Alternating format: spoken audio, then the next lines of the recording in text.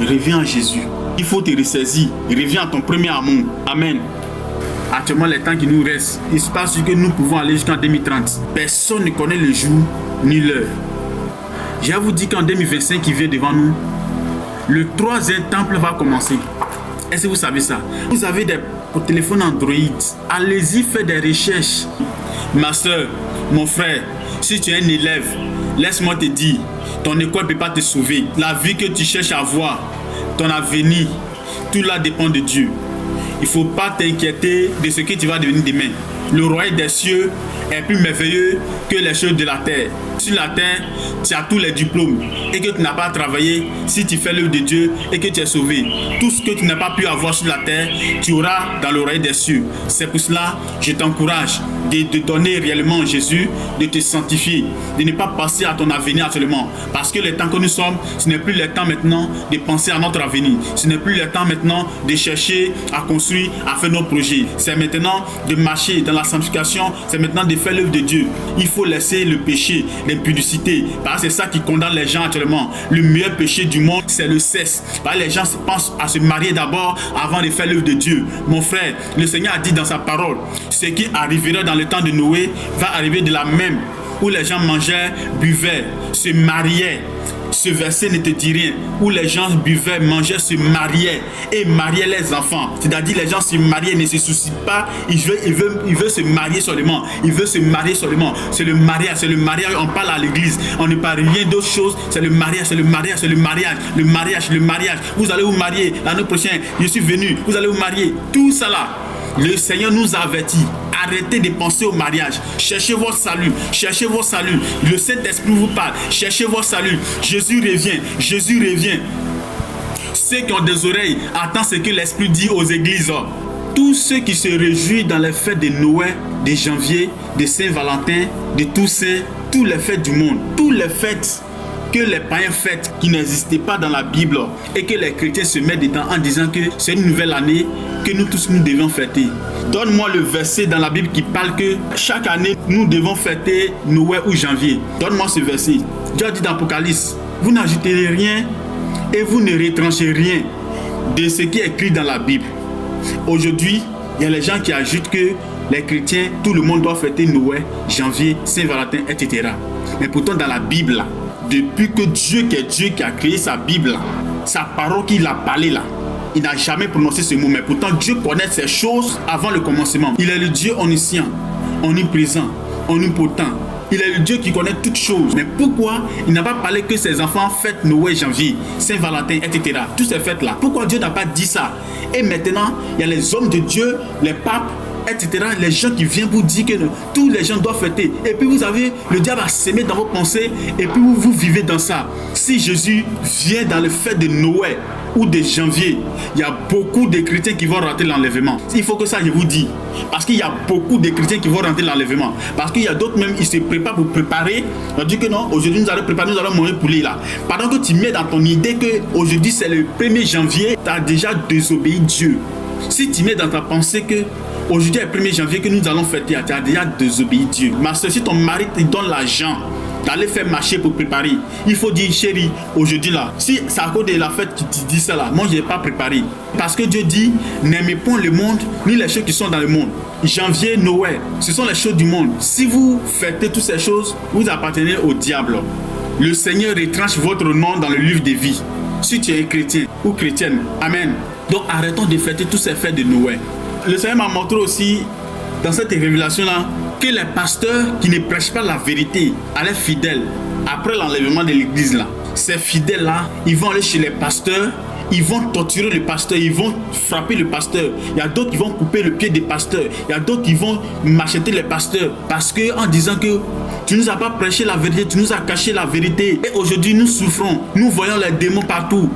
Le Seigneur a dit, ceux qui seront dans les champs, ne retournez pas en arrière pour prendre ce qui est dans la maison. Mes frères, les chrétiens vont fuir, mais les démons sont partout. Les démons vont envahir toute la terre. Les démons qui ont été réservés pour la grande tribulation, ils sont plus nombreux que tous les habitants du monde entier. On est combien sur toute la terre? Imaginez-vous, nous sommes combien sur toute la terre? Mais les démons qui sont enchaînés, ils sont plus nombreux que nous. Ils sont plus nombreux que nous. Donc, où tu vas aller te cacher? C'est pour cela qu'il faut tout faire pour ne pas rater l'enlèvement. Si tu as faim, reste dans la faim. Le Seigneur dit, je ne te laisserai pas orphelin, je reviendrai vers toi. De la journée jusqu'au soir, si Dieu n'a rien fait, au moins tu vas boire l'eau. Si Dieu n'a rien donné, au moins tu vas boire l'eau pour dormir et tu vas vivre. Il y a certains qui ont l'argent, mais ils souffrent, ils sont dans les hôpitaux. Et là, actuellement, ils cherchent la grâce que tu as actuellement. Toi, tu as ça, tu ne veux pas vivre dans la sanctification, tu bafoues ta vie. Mon frère, reviens en Jésus. Je ne suis pas là pour t'insulter ni pour te parler mal, mais je te dis de revenir à notre Créateur. Moi, j'étais comme toi, mais j'ai quitté, j'ai été dévoilé. Si moi, je n'étais pas dévoilé, peut-être, j'allais perdre ma vie. Je n'allais pas voir le Seigneur. Peut-être j'étais en enfer. Actuellement, là où je vous parle. Mais si actuellement je vous parle, c'est parce que le Seigneur m'a fait grâce et que je ne vais pas me taire. J'aimerais vous parler à ceux qui vivent aussi dans le péché comme ce que j'ai vécu, de quitter dedans et de revenir à notre Créateur. Parce que le Seigneur dit, dis à mon Église et à toute la terre que le temps de la grâce est fini. Je donne un petit temps à mon Église et à les gens de revenir et de changer de vie, de se repentir, de vivre dans la voie du Seigneur. Mon frère, je ne suis pas là mentir. Ma soeur, je ne suis pas là mentir. Je suis devant la parole de Dieu. Je suis là te dire, il faut quitter dans le péché. Si tu es impudique, si tu te prostitues à cause de l'argent, si tu as copain ou copine, si tu voles, si tu mens, si tu es criminel, si tu es un buveur, un fumeur, il faut quitter dans toutes ces vies. Si tu gardes la colère, la rancune, si tu es méchant, si tu n'es pas partagé, si tu te venges, tu ne serais pas sauvé. Jésus revient chercher une église sans défaut, sans ride. Amen. Que Dieu vous bénisse. Pour terminer, dans cette révélation que le Seigneur a révélée, il y a les gens qui ont cherché de se suicider parce qu'ils voyaient les démons. Amen. Donc il y a certains, ils sont montés dans les étages. Ils se sont jetés sur la terre. Regardez des hôtels des étages là, les bâtiments. Quelqu'un va se mettre dedans, va se jeter. Tu es sûr que tu ne vas pas mourir? Mais quand le Saint-Esprit sera enlevé, les gens chercheront la mort. Ils ne la trouvent pas. Le Seigneur a dit dans Apocalypse, les gens chercheront la mort, mais la mort fuira loin d'eux. Amen. Ce verset là, lisez et comprenez. Vraiment, ça serait vraiment terrible. Le Seigneur a dit dans Matthieu, mes frères, pourquoi tu es encore dans le monde quand tu parles, tu ne veux pas écouter? Cigarette que tu fumes, tu te tues parce que c'est la maladie. Boisson que tu bois, tous les boissons et les cigarettes sont remplis des esprits de serpents. Vous ne voyez pas physiquement, mais spirituellement, ce sont des serpents que vous buvez, que vous fumez. Tous les boissons alcoolisées sont remplies des esprits de serpents et les cigarettes que les gens fument aussi. Cette révélation, le Seigneur révèle pour ne pas dire après, Seigneur, je ne savais pas. Dieu te le rappelle. Dieu te parle actuellement. Il faut arrêter de fumer, mon frère, ma soeur. Il faut arrêter de boire, mon frère, ma soeur. Il faut revenir à ton Créateur. Il faut te donner à Jésus. Il faut quitter dans le monde. Il faut arrêter la prostitution. Il faut arrêter le maquillage. Il faut arrêter des mèches. Il faut arrêter de te coiffer, femme. Les femmes qui se coiffent, les garçons qui font des teutoniques, les détons qui se limitent les cheveux. Tu mets des dessins sur ton dos. Tu te tatoues le corps. Tu te tatoues le corps. Toutes ces choses-là vont vous amener où? S'il vous plaît, écoutez ce qu'on vous dit. Soyez délivrés, toutes ces personnes qui vivent dans cette vie. Soyez délivrés au nom puissant de Jésus-Christ. Soyez délivrés par la puissance du Saint-Esprit. Et que le Saint-Esprit vous touche. Et que le Saint-Esprit transforme votre vie. Et que le Saint-Esprit vous transforme au nom de Jésus-Christ de Nazareth. Les démons seront déchaînés sur cette terre. Les gens désirant mourir, mais la mort fuira loin d'eux. Les démons seront partout sur la terre. Les choses que vous n'avez jamais vues sur votre yeux, ça va venir sur la terre. Revenez à Jésus. Parce qu'après l'enlèvement, il n'y aura plus de grâce pour pouvoir te repentir. Parce que le Saint-Esprit sera plus sur la terre. Dieu va enlever son église. Il va enlever son esprit qui est en eux. Si tu n'as pas le Saint-Esprit, tu ne peux pas être enlevé. Tu ne peux pas t'enlever.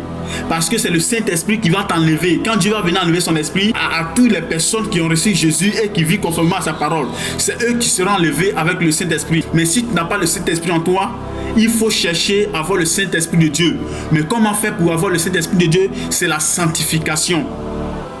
Tu peux être dans l'église, mais tu n'as pas le Saint-Esprit de Dieu. Il faut que je te dise clairement. Ce n'est pas tous ceux qui disent Seigneur, Seigneur qui vont aller au paradis, mais ceux qui font la volonté de mon Père qui est dans le royaume des cieux. Ceux qui ont le Saint-Esprit, c'est eux qui font la volonté de Dieu.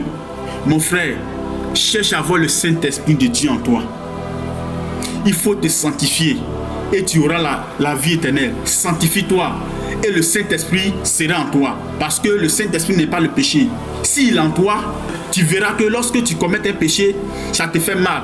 Parce que si tu fais quelque chose qui déplaît à Dieu, le Saint-Esprit automatiquement te ramène, il te convainc du péché en disant que ce que tu as fait n'est pas bien. Répands-toi, répands-toi. Tu n'es pas à l'aise, mon frère. Si tu n'as jamais expérimenté cette puissance de l'Esprit de Dieu, il faut le faire, il faut le chercher et avoir l'Esprit de Dieu en toi. Lorsque tu pêches, ça ne te dit rien. Moi, ça a été aussi mon cas. Lorsque je pêchais, je faisais des choses, ça ne me dit rien. Ça ne me dit rien. Mais mon frère, Jésus m'a fait grâce. Je bénis le nom de l'Éternel. Je bénis le nom de l'Éternel. C'est pour cela, le reste de mes jours qu'il me reste à vivre sur la terre, ou l'enlèvement, je profite cela et je consacre cela à Dieu. Tout ce que je dois faire pour être sauvé, je le ferai. Si vous voulez insulter moi, parlez mal de moi. Bon, mais je sais que j'ai fait erreur, j'ai péché. Je sais que j'ai pratiqué le péché. Je ne vais pas me fâcher parce que je sais que je suis un pécheur. Si vous me jugez, cela ce n'est pas grave. Mais s'il vous plaît, changez de vie. Nous tous, nous sommes des pécheurs. Il n'y a pas un juste sur la terre. Je reconnais mes erreurs et je les confesse. Je n'ai pas honte de dire à quiconque que ce soit. Parce que Dieu m'a délivré et je rends ce témoignage. Dieu peut te transformer, Dieu peut te changer aussi, mon frère, ma soeur. Si tu es sincère, si tu demandes à Dieu, Seigneur, il faut que tu me changes, Seigneur. Si tu es sincère, je suis sûr que Dieu te donnera son esprit et il te délivrera du péché. Amen. J'espère que vous avez lu et entendu cette révélation que le Seigneur m'a donné de partager avec vous.